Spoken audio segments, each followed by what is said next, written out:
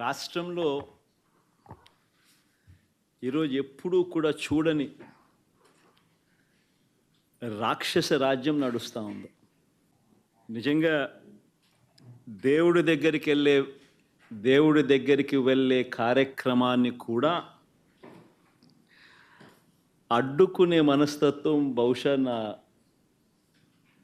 రాజకీయ జీవితంలో నేను ఎప్పుడు చూడలే.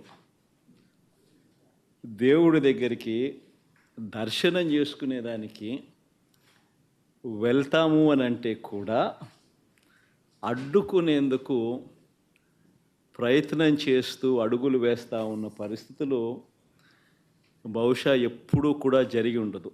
దేశంలో కూడా ఎప్పుడు బహుశా జరిగి ఉండదు. రాక్షస రాజ్యం అనేది ఇదే.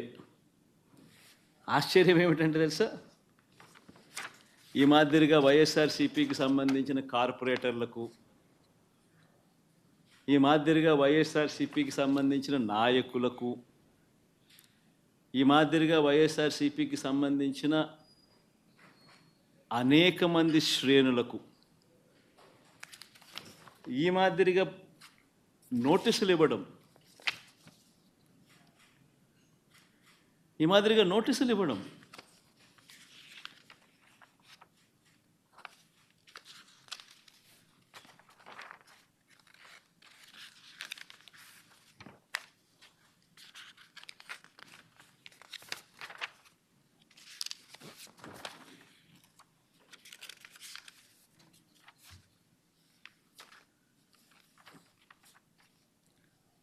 నోటీసులో ఏమని రాస్తారు?